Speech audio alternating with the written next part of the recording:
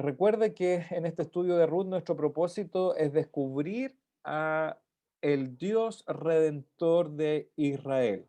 Ya todo el Antiguo Testamento va, va dirigido en esa dirección, ¿ya? De cómo Dios se relaciona como un Dios redentor de su pueblo, ¿Aprieto? No. un Dios,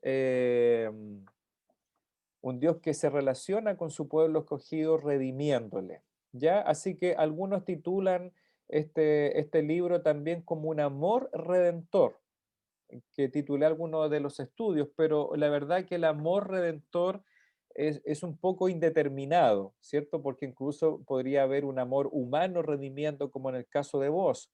Pero aquí lo que queremos transmitir y descubrir es al Dios que redime, o como también yo les he dicho en alguna oportunidad, para poder entender mejor este concepto de manera básica, es cambiar el redentor por rescatador o redimir por rescatar.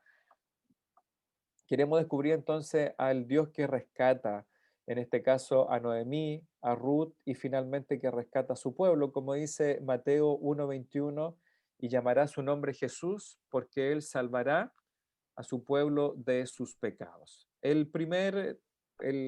La primera parte, los primeros 5 versículos, tienen como título El pasto es más verde, porque es de alguna manera lo que define nuestra naturaleza humana, como ya le ilustré, incluso de manera personal, cuando uno está en el campo puede ver esto, este refrán que se transforma o que describe nuestra naturaleza humana de la mayoría de las personas, siempre hay excepciones, de ver hacia el lado y creer que siempre lo mejor está ocurriendo al lado. El pasto más verde siempre es el pasto del vecino, cosa que no necesariamente es así. Voy a leer los primeros 5 versículos de Ruth para poder seguir adelante con los puntos que faltan. Dice así Ruth capítulo 1, verso 1. Aconteció en los días que gobernaban los jueces que hubo hambre en la tierra. Y un varón de Belén de Judá fue a morar en los campos de Moab, él y su mujer y 2 hijos suyos. El nombre de aquel varón era Elimelech y el de su mujer Noemí. Y los nombres de sus hijos eran Malón y Kelión, efrateos de Belén de Judá. Llegaron pues a los campos de Moab y se quedaron allí. Versículo 3 y 4. Y murió Elimelech, el patriarca, marido de Noemí, y quedó ella con sus 2 hijos, los cuales tomaron para sí mujeres moabitas. El nombre de una era Orfa y el nombre de la otra Ruth.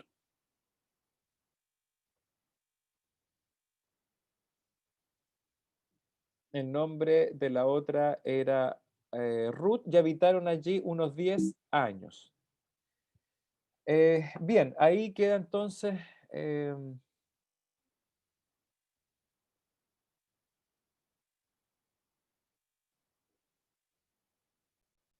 ahí queda entonces nuestra lectura y los puntos que son como el bosquejo o el esqueleto de esta parte son el pasto más verde. Primero la crisis, que es la que vimos el día miércoles, los personajes, los protagonistas que aparecen en estos primeros versículos, el compromiso o las concesiones que tiene que hacer esta familia por su viaje y finalmente las consecuencias, ¿ya? Ya pudimos identificar en el versículo 1 la crisis, que usted también ya pudo, espero, haber compartido estos apuntes, esta meditación con su familia el día jueves.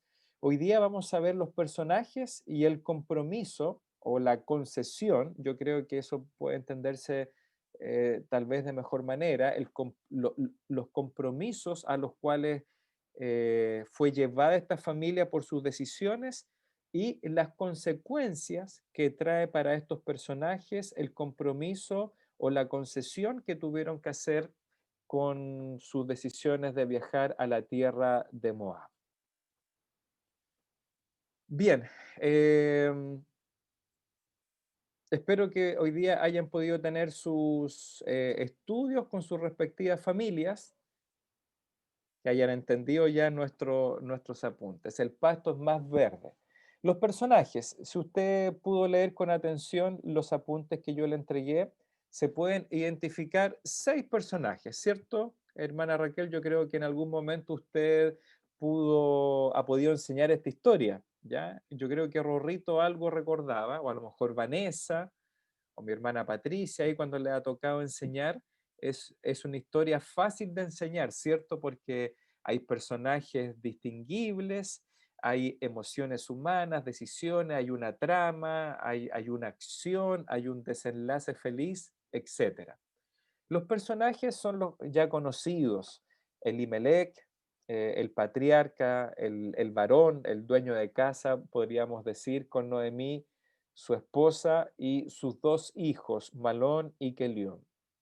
Los autores generalmente hacen mucho énfasis en los nombres de los personajes, porque los nombres tienen significado, aunque con toda seguridad para nuestra cultura occidental y chilena, la mayoría de las veces los nombres no dicen nada, ¿cierto? Es decir, que yo me llame Hugo, lo único que dice es que mi papá se llama Hugo, ¿ya?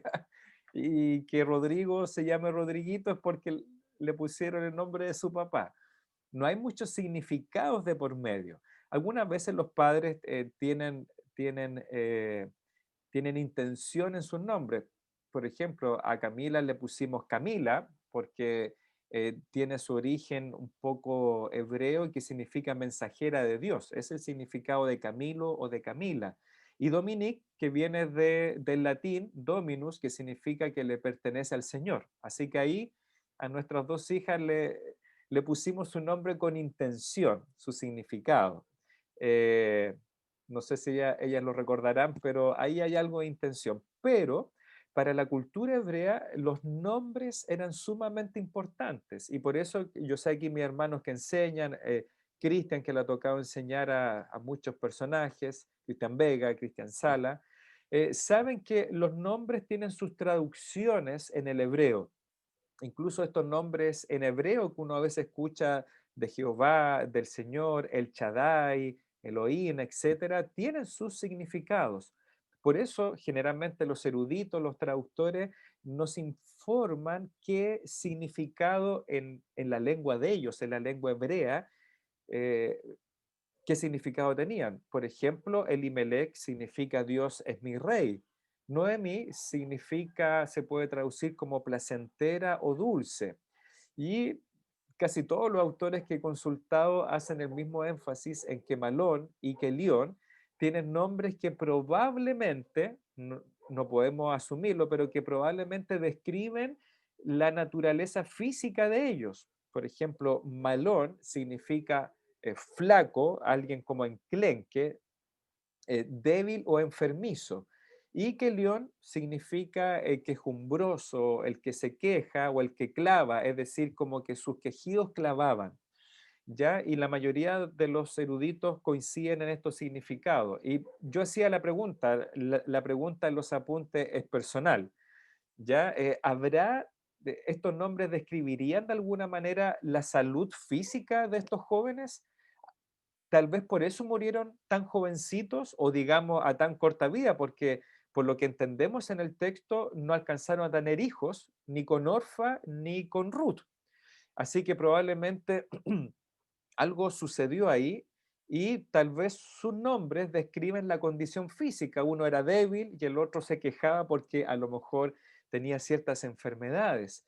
O Noemí, su nombre placentera, que después es muy a propósito de cómo ella cuando entra a Belén pide a las otras mujeres que le llamen, es decir, un cambio total en lo que describiría su nombre Noemí, que es placentera, dulce, a después que ella pide llámenme Mara o amargura o algo así relacionado.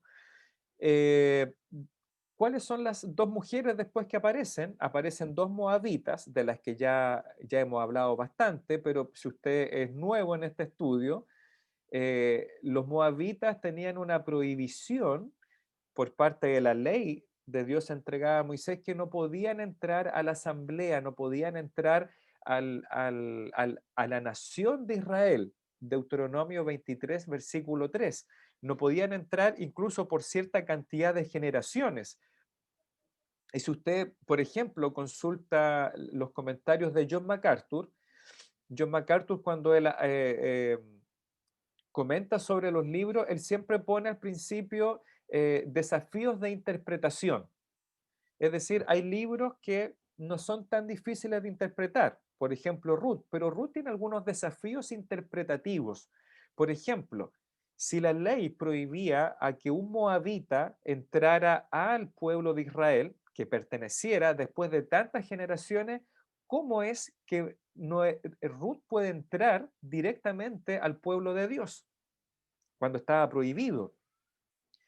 ¿Qué desafío interpretativo significa esto? Que los judíos o los israelitas tenían por ley no casarse con mujeres extranjeras. ¿Se recuerda? Ahora entendemos que Malón y que León, bueno, ellos de alguna manera ya habían hecho concesiones al irse a Moab, pero si vos eres un hombre justo, ¿cómo vos, un hombre justo, quebranta la ley de Dios casándose con una moabita? Ahí hay un buen reto de interpretación, ¿cierto? Y los dos dilemas sí tienen respuesta, ¿ya? En este caso, un moabita dice otra parte de la ley que si ellos se unían de por sí solos, es decir, por fe, y se hacían en gentiles eh, que seguían o prosélitos, ellos podían entrar directamente al pueblo de Israel, como lo hizo Ruth. Y también, ¿por qué vos puede casarse con Ruth? Porque en ese momento Ruth de alguna manera ya había adoptado la fe judía al confesar al Dios de Israel como el Dios de su vida. Por lo tanto, vos no estaba incumpliendo la ley al casarse con una extranjera, sino que al contrario, desde la vista de la ley y de Dios, eh, vos estaba casando con una judía, es decir, con una mujer que pertenecía a la fe de Dios.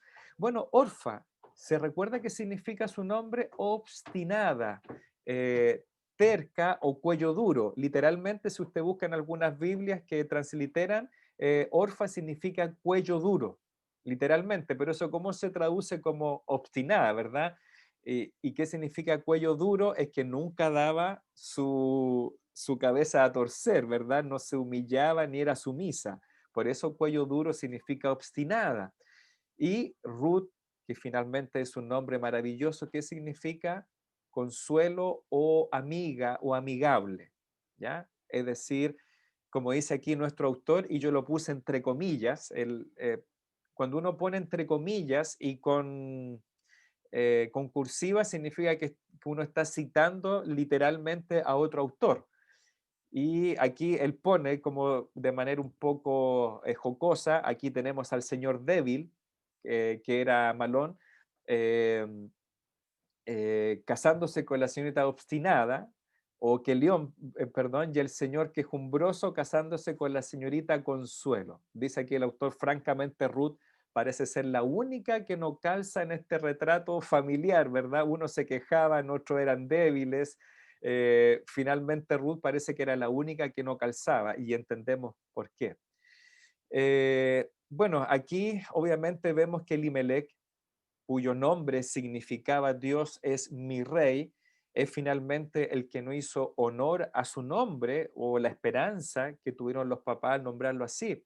Porque finalmente él como patriarca, y yo les doy varios argumentos después ahí en el compromiso, las concesiones, él como patriarca debería haber guiado y dirigido a su familia como lo decía su nombre, es decir, mi rey significa Dios es el que me gobierna, Dios es el que manda en mi vida, y él finalmente hizo concesiones que no debería haber hecho como ningún padre, como nosotros, y ni aún hermano en los tiempos de prueba deberíamos hacer. Yo sé que hay muchos creyentes que hacen concesiones o compromisos con sus decisiones y pueden de repente achacar estas concesiones a, bueno, la familia necesita porque no hay alimentos, porque no hay provisión, y a veces hacemos concesiones que significa traspasar los linderos de Dios. bueno, el único que va a poder juzgar eso es el Señor. Pero yo creo que aquí hay una buena ilustración de cómo Elimelech no hizo honor finalmente al nombre con el cual su padre les bautizaron. No sé si ustedes saben que mi hermano Cristian tiene el segundo apellido de David. ¿Sabían eso? Mi hermano Cristian se llama Cristian David. Y obviamente esperamos que él haga honor a sus dos nombres, Cristian, que viene de cristiano, y David, es decir, que pudo vencer al gigante.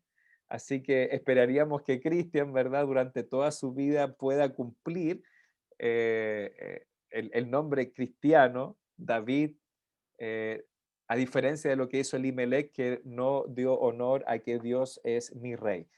Y algo muy interesante, se fijaron que ellos eran efrateos de Belén, y yo siempre tenía la duda de dónde venía efrateos. Yo pensé que era de la tribu de Efraín, pero no tiene nada que ver. Ellos eran de la tribu de Judá, de Belén, y Efrata, ¿sabían ustedes que era la esposa de Caleb? ¿Se recuerdan el valiente Caleb?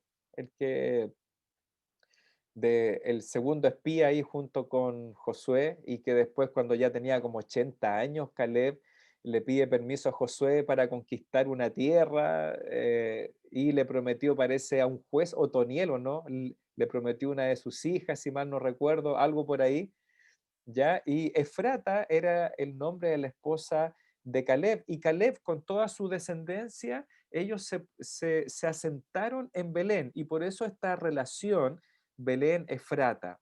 Interesante que es un nombre femenino, Efrata, y justamente Jesucristo, a propósito de todas estas mujeres, ¿verdad?, que aparecen en su linaje como Tamar, Raab, Ruth, su misma madre, la promesa de que de la descendencia de la mujer nacería el libertador, eh, casualmente el nombre donde él nace viene de alguna manera de una mujer, en este caso Efrata, la esposa de Caleb.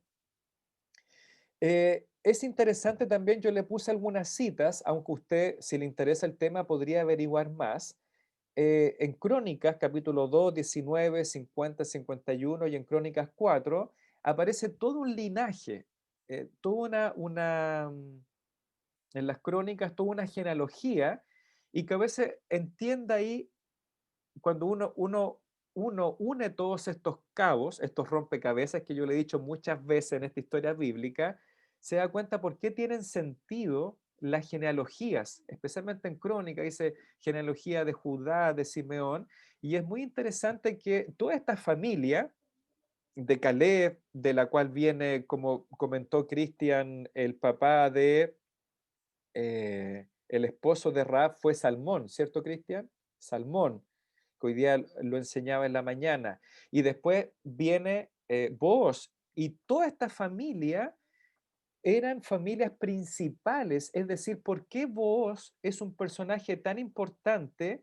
Porque él es un príncipe, él viene de las familias principales de Judá. Usted tiene que entender que las tribus comenzaron por un hombre, es decir, la tribu de Judá comenzó por Judá, pero tuvieron hijos. Y los primogénitos de cada clan se transformaron en los principales o los príncipes de cada tribu. Es decir, después de los cientos de miles que tenía Judá, habían familias principales que eran los que gobernaban. Por ejemplo, Zorobabel. Zorobabel era uno de los príncipes de Judá después que regresa el remanente. Y Elimelech era de este mismo linaje de principales. Usted lo puede comprobar en los versículos que cité. Y Elimelech era familiar de quién? De Booz. Por lo tanto, Booz, que es de la misma familia, ellos eran principales, eran príncipes de alguna manera. No el príncipe que usted se imagina con corona, con un báculo, sino eran líderes de sus respectivas tribus o pueblos. Ahora, es interesante un contraste que, siendo príncipes o principales en Belén, como era Booz, Elimelech también. Sin embargo, Booz se queda, al parecer, en Belén, y es Elimelech el que tiene que emigrar. Ahora, Elimelech, al parecer, como que pierde toda esperanza, se va y como que pierde sus tierras. La pregunta es, ¿por qué con Booz no sucedió lo mismo si eran contemporáneos? Yo hago solamente la pregunta, ¿será que justamente cuando hacemos concesiones Se pierde la bendición de Dios como disciplina y aquellos que no hacen concesiones con el mundo, sino que siguen fieles a la promesa, ¿será que finalmente Dios los bendice? No quiero afirmarlo, pero quiero dejar la pregunta y el cuestionamiento, porque con toda seguridad el Nuevo Testamento nos responde eso. Dice, ¿por qué quedarse en Belén? Aquí hay una pregunta. ¿Donde el hambre los ha reducido a ellos y a todos a limosnas? Puede ser la pregunta que nos haríamos, ¿verdad?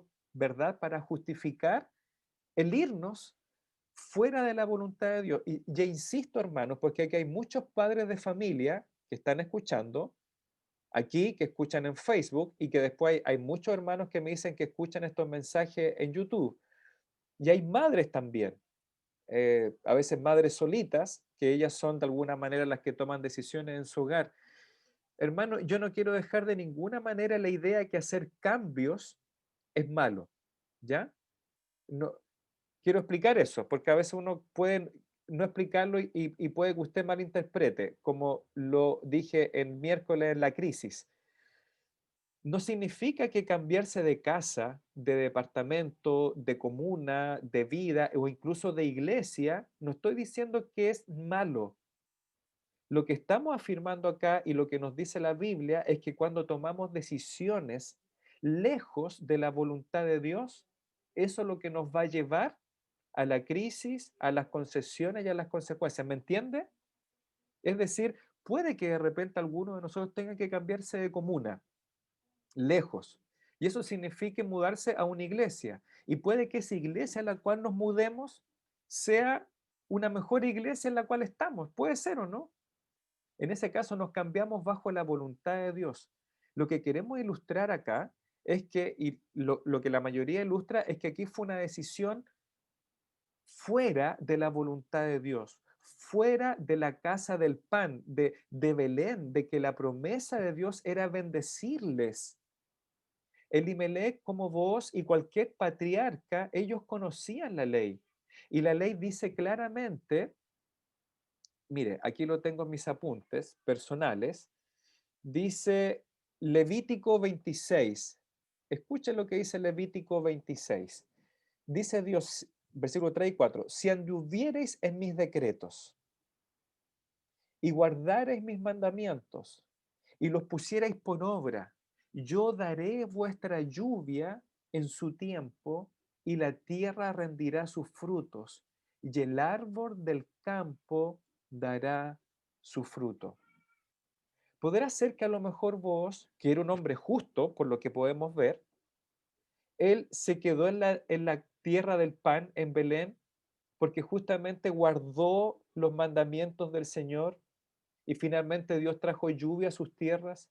Y por eso que después Noemí regresa y no es que el campo de Booz rindió fruto de un mes para otro, no, ellos están cosechando lo que ya había sido puesto hace mucho tiempo, por lo menos una temporada de siembra y de cosecha.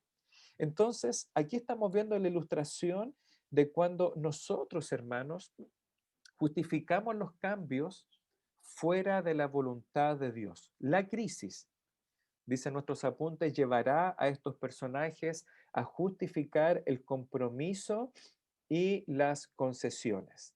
Por ejemplo, vuelvo a recordarle el caso de Abraham y de Sara. Dios les había hecho una promesa de que les daría un hijo, el hijo de la promesa, de la cual vendría el Mesías. Y en un tiempo de crisis, ¿qué es lo que hizo Sara? Ella hizo una concesión porque no esperó ni le creyó a Dios. E hizo participar a ella, a su esposo, a su familia, por mucho que fuera la costumbre de esos tiempos, de darle una concubina a su esposo, de permitirle tener un hijo fuera de su matrimonio bendecido por Dios. ¿Y qué es lo que trae esta concesión? Trae consecuencias. Al final, ¿quién termina sufriendo las consecuencias? Ismael, ¿cierto? El jovencito, ¿qué culpa tiene Ismael de, de la falta de promesa de Sara? ¿Qué culpa tenía Agar? Agar de verdad que no tenía otra opción que acatar la voz de su ama, Agar, Sara y de Abraham. Y sin embargo, ellos son expulsados. ¿Por qué? Porque Sara y Abraham hicieron concesiones, compromisos. Por eso las crisis, tenemos dos opciones de responder: responder con fe, obediencia a la crisis, o responder comprometiéndonos con el mundo o haciendo concesiones con el mundo. Y aquí hay tres frases que indican esto, que yo se las subrayé en los versículos. Primero, dice el versículo 1 respecto a Elimelech, que él se fue a morar. ¿Cierto que dice el verso 1? Se fue a morar. Ahora, los eruditos que conocen el hebreo, ellos dicen que en el español es casi imposible traducir esta palabra, morar en el hebreo, en una palabra. Morar significa, dice en el hebreo, como ir de un viaje pasajero. Entonces, traducido al español es una frase muy larga, que por eso se necesitan los diccionarios y todo a veces para entender. Pero él fue solamente de viaje. Es un poco parecido a lo que nos dice el Salmo 1. ¿Se recuerda el Salmo 1 que hay tres etapas del pecador? ¿Se recuerda, no? Que camina, que se detiene y que se sienta, dice el capítulo 1. Finalmente, el creyente que hace concesiones, primero camina con los pecadores, dice, no, si es de pasadita. Después se detiene con los pecadores y finalmente, ¿dónde encontramos al injusto del Salmo 1? Totalmente sentado con los burladores de Dios. Primero, Elimelech se fue a morar, pero después dice el versículo 2, a los campos de Moab, y se quedaron allí. Este se quedaron es una palabra que significa se asentaron en este lugar. Y mire, al final el pequeño viaje, ¿en cuánto se convirtió? ¿Cuántos años estuvieron ahí asentados? 10 años. Para algunos es toda una vida. Eh, bueno, después les voy a hacer esas frases ilustrativas, ¿ya? Tal vez él pensó, y insisto, estos son comentarios, son frases que a veces nosotros los que enseñamos hacemos estas fantasías, ¿verdad? Para poder entrar al corazón de los personajes, porque es nuestra naturaleza pensar así. A lo mejor Elimelech dijo, yo iré por un poco de tiempo. Total, a Dios no le importará que yo salga de Belén y me vaya a Moab, total, va a ser un viaje. Nuestro viaje de su tierra y de su pueblo, pensó tal vez Elimelech, terminará antes que nos demos cuenta y estaremos de vuelta disfrutando mejores días. ¿Sabe, hermano y hermana? No es tan osado pensar así o hacer este ejercicio en la vida de Elimelech. ¿Sabe por qué? Porque así pienso yo, así pensamos nosotros. ¿Por qué? Porque al igual que Elimelech, decimos, voy a morar, es un viajecito. Total, unos 3 meses que no me congregue, ¿qué le va a hacer el agua al río? ¿Es así el refrán, no? ¿Qué le va a hacer el agua al pescado?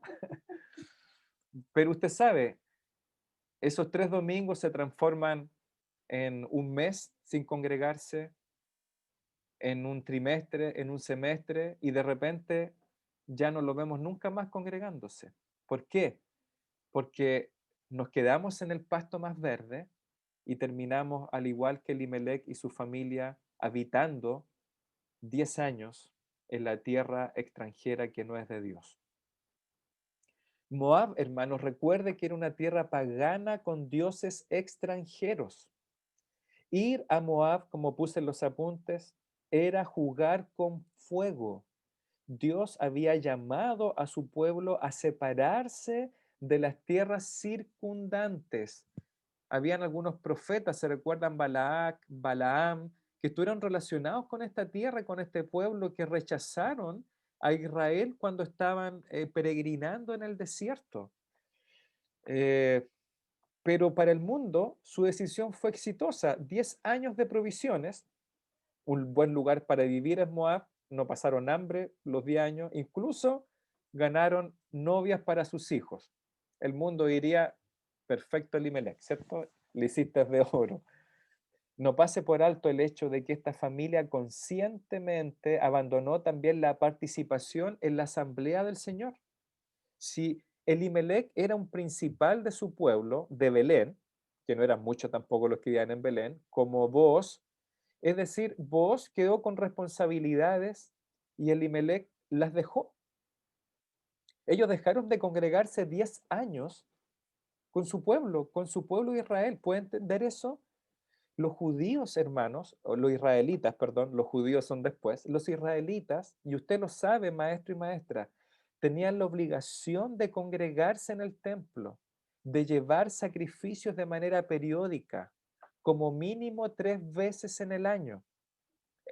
Obviamente aquí estamos antes del templo, pero sí existía el tabernáculo, sí existían los sacrificios, los sacerdotes. Abandonaron a su comunidad, en la cual deberían haberse ellos quedado a ayudar. Mire, aquí tenemos a mi hermano Cristian Vega, ¿verdad? Uno, un líder de nuestra iglesia. Tenemos al hermano Cristian Salas, un líder de nuestra iglesia. Me tiene a mí. ¿Se imagina si en estos tiempos de pandemia que estamos pasando hambre de alguna manera espiritual porque no podemos congregarnos, el hermano Cristian Elimelech se va a otro lugar? ¿Qué es lo que pasaría con nosotros? ¿Se, se imagina el impacto que Cristian Vega y Cristian Sala se van? Porque Cristian diría, bueno, Rodrigo, yo tengo que buscar pan para Scarlett. No puedo esperar aquí en Conchalí, no puedo. ¿Se recuerda que el otro día la hermana Electra nos conversó de esta iglesia en Alemania de Alejandro Mena, que el pastor se fue en plena pandemia y dejó abandonada la iglesia? Y otro anciano también dejó botar la iglesia. ¿Habrá pasado eso con los de Belén? Que Elimelech, según lo que dice Crónicas, de la familia de estos principales, porque eso era sanguíneo, es decir, los hijos era principal y el nieto y el bisnieto. Elimelech se fue en tiempos de crisis.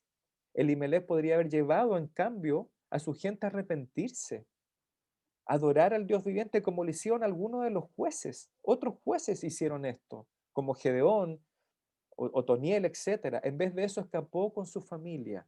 Y volvemos al título, pensó que los pastos más verdes en Moab eran más valiosos que la adoración y la comunidad con el pueblo de Dios.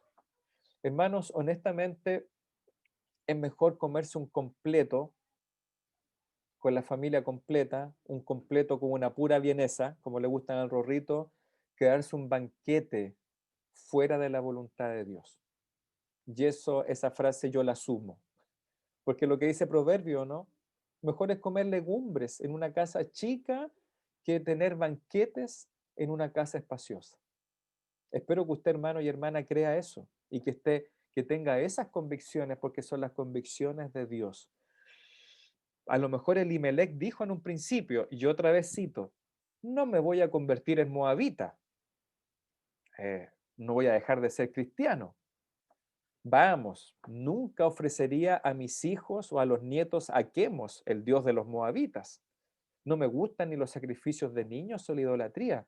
Nunca lo haría ni lo aprobaría.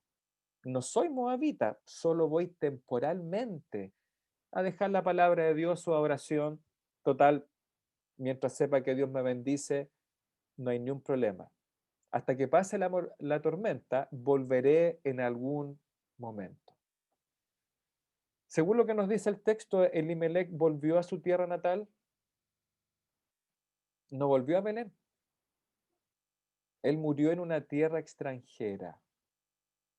Escuchaba a otro pastor que los israelitas tenían la costumbre, ¿verdad?, de ser enterrados en sus lugares natales, con sus abuelos, con sus padres, como lo hacían los patriarcas. Al parecer los hijos no hicieron esto con su padre, no llevaron su cuerpo a su lugar de origen. Antes de darse cuenta en algún momento previo a su muerte, escoge a un par de moabitas para que sus hijos se casen mientras se establecen en este vertedero espiritual de Moab. De a poco, quizás sin darse cuenta, él perdió interés por las promesas de Dios. Las cosas de Dios poco a poco perdieron interés e importancia en su vida, hasta que finalmente todo eso no era más que un recuerdo. Estaban en Moab para quedarse. Y sabe, hermanos, que el buscar los pastos más verdes tiende a adormecer nuestros espíritus.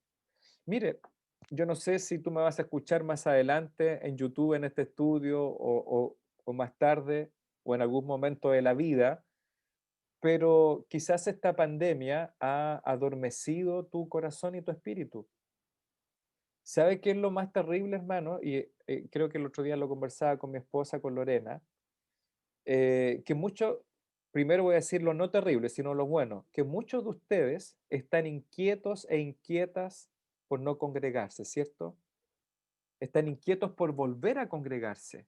Aunque amamos esta manera de congregarnos, ¿verdad? Amamos el estar juntos con una pantalla, con el audio, estar aquí, pero hermano, no podemos estar cómodos ni confortables por no congregarnos, porque es el mandato de Dios.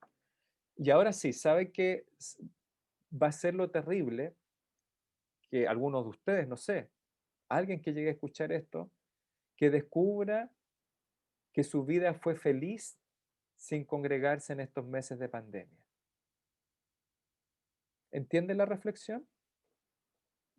Es decir, que se dio cuenta que los domingos sin escuela dominical, que los domingos sin vestirse de manera especial para el culto, que los domingos para ir al culto de las 12, usted se dio cuenta que era rico. Es rico vivir así sin Dios. Es rico vivir sin el afán, la preocupación de levantarse temprano el día domingo.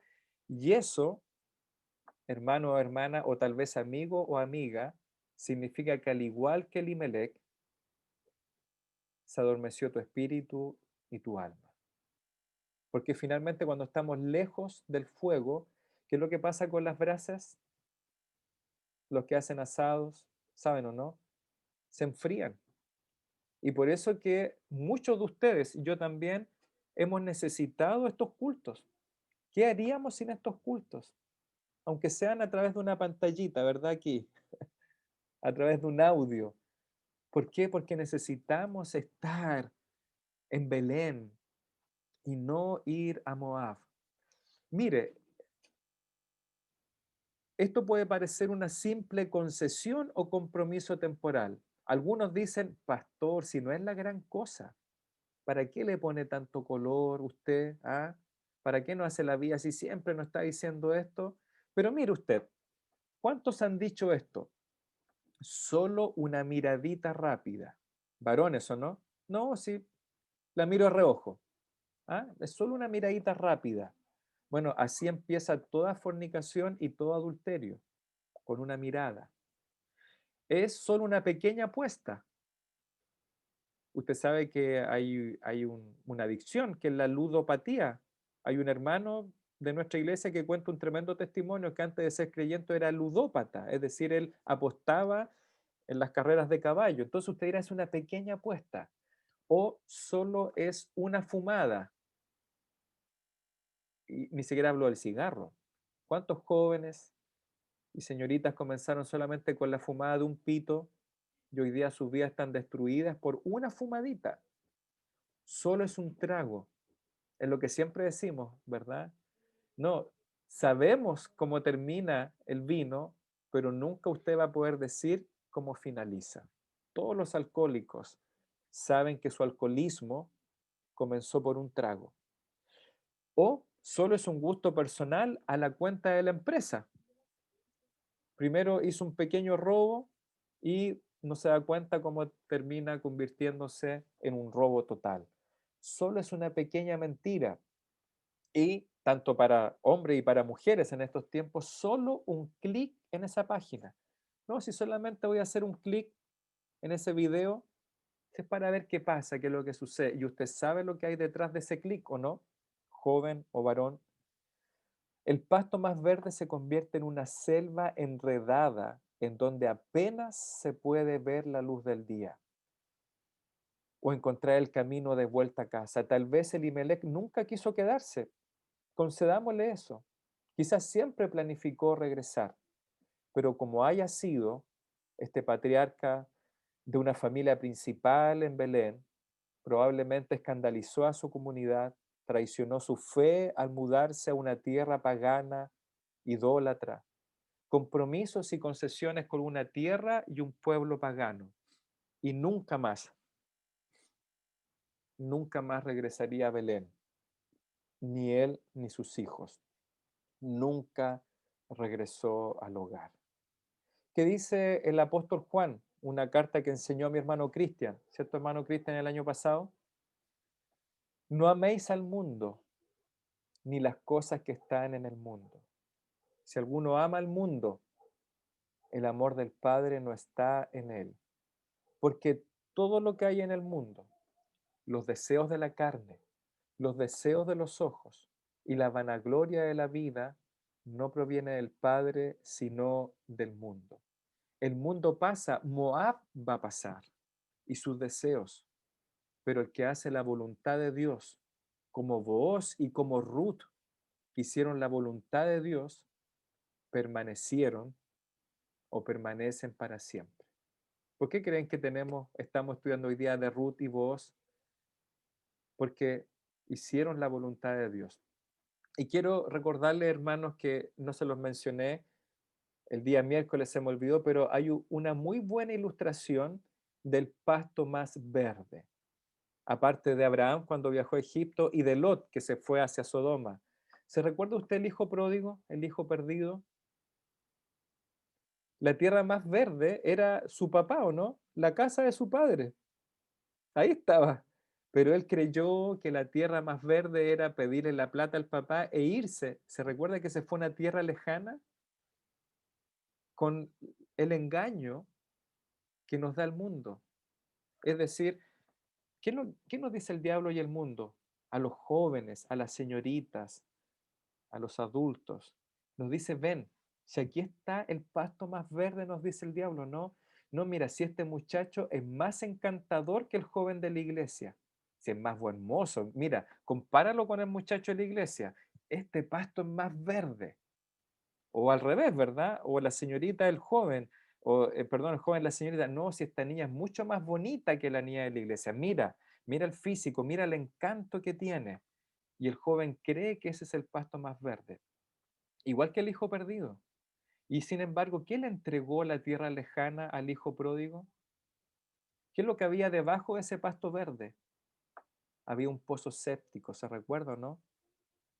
Es decir, lo que le prometió el mundo al hijo pródigo, finalmente le consumió todo, hasta tal punto que el hijo pródigo perdió todo lo de su padre y terminó queriendo comer las sobras de lo que comían los cerdos.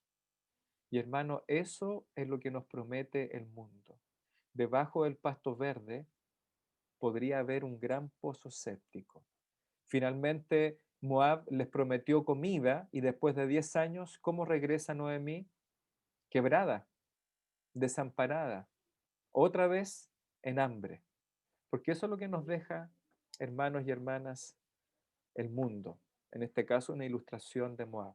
Así que les ruego, señoritas jóvenes que pueden llegar a escuchar este estudio, hermanas casadas, hermanos casados, no nos vayamos de la voluntad de Dios, ¿ya? No hagamos concesiones con el mundo ni compromisos, porque este miércoles vamos a ver las tristes consecuencias de cuando hacemos concesiones o compromisos con el mundo. Que Dios les bendiga.